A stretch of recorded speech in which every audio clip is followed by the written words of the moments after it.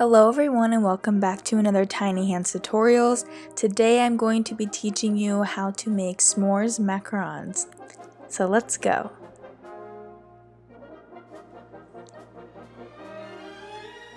Here's what you'll be needing for this recipe.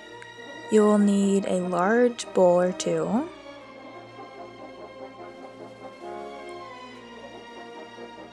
some measuring cups, some piping bags, a sieve,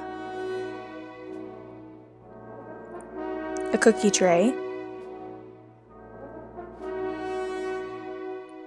and some parchment paper. Now, as far as ingredients go, you'll be needing 1 cup of almond flour, 3/4 cups of powdered sugar, 1/4 cup of granulated sugar, 2 tablespoons of cocoa powder, 2 large egg whites that have been sitting at room temperature, some cookie butter, some white chocolate chips or white candy melts, and some marshmallow fluff. Now the first thing you're going to want to do is take all of your dry ingredients and put them through the sieve. So that'll be your almond flour, your cocoa powder, and your powdered sugar. And your granulated sugar you can set aside for now. Now macarons are very temperamental, so you want to make sure that your mixture is as smooth as possible.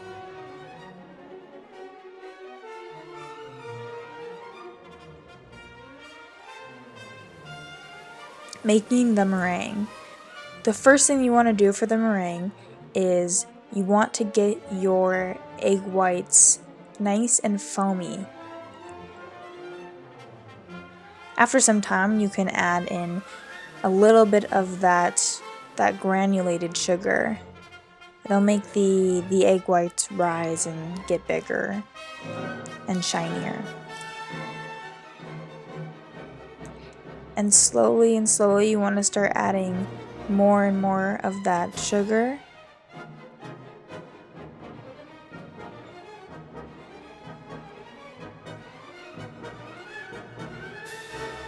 This step is really crucial, so you want to make sure that you don't overbeat your eggs. You just want to get them to stiff peaks. And I'll show you what that looks like in a minute.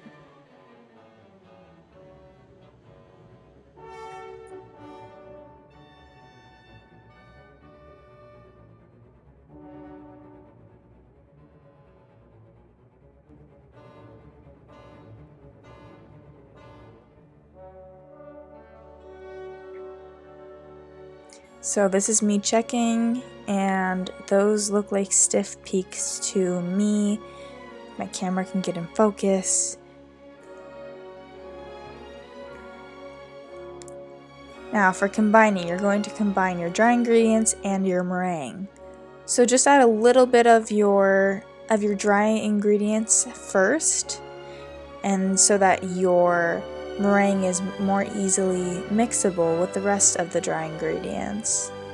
So this takes some time, but this is the most important step of making macarons. This is where most people go wrong.